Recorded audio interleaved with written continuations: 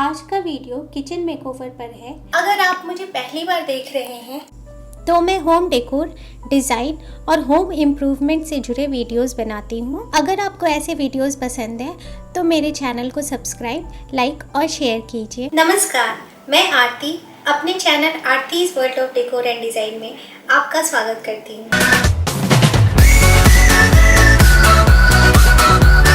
यह मेरे किचन का बिफोर लुक है। लगभग चौकोर 11.5 बाय 10 फीट के डायमेंशन का यह किचन है। दोनों काउंटर टॉप के बाद इसमें 6.25 फीट का मूवमेंट स्पेस बचता है। तो आप कह सकते हैं कि यह एक आम किचन के साइज़ के हिसाब से डिसेंट या स्पेसियस किचन है। स्पेसियस किचन होने के बावजूद कुकिंग एरिया के पास कोई अपर सेल्फ नहीं है। इस कमी को पूरा करने के लिए यहाँ मैंने बर्तन स्टैंड लगाया है जो सेल्फ का काम करता है, लेकिन यह बहुत अच्छा नहीं दिखता और काउंटर टॉप स्पेस भी ले रहा है। बीच की बड़ी खिड़की से किचन एयरी और रोशनी से भरा रहता है, पर यह सेल्फ उसको ब्लॉक कर रहा है, इसलिए मैं इसे हटाना चाहती हूँ। काउंटर सेल्फ के अपोजिट ओपन सेल्फ है, जहाँ मैं फ्रीक्वेंट यूज़ वाले बर्तन रखती हूँ। ओपन सेल्फ सुविधाजनक तो है, बस इसे थोड़ा प्रेजेंटेबल बनाने की ज़रूरत है। लास्टली काउंटर टॉप स्पेस बढ़ाना इस मेकओवर का मकसद है। मेरे दोनों पर्पस स्पेस क्रंच और ब्यूटिफिकेशन को पूरा करने के लिए मैंने थ्रिफ्टेड लकड़ी से यह सेल्फ और माइक्रोवेव कवर स्टैंड बनवाया है।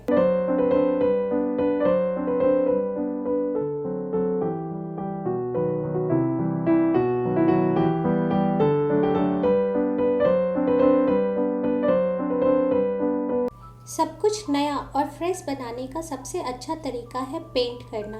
क्योंकि यह नो बजट मेकओवर है, तो किचन पेंट करने के लिए मेरे पास पहले से बचे दो अलग कलर के पेंट येलो और वाइट को मिलाकर मैंने क्रीम एनामेल पेंट बनाया।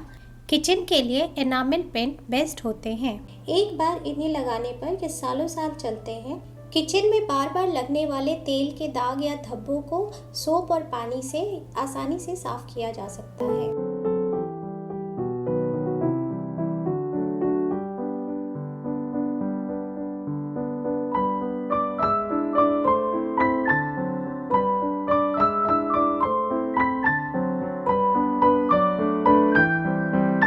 I also wanted a splash of color and a change from boring dirty cream cabinets. Cabinet makeover पर मैंने अलग से वीडियो बनाई है, इसका लिंक मैंने नीचे डिस्क्रिप्शन बॉक्स में दिया है। मैंने कैबिनेट्स को DIY चॉक पेंट में कलर किया और एक प्लास्टिक फाइल कवर से स्टेंसिल तैयार किया।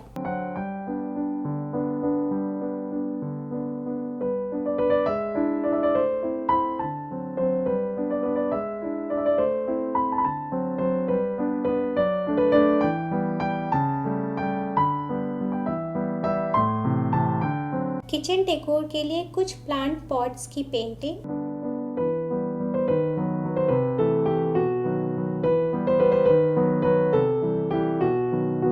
Now you can enjoy the makeover.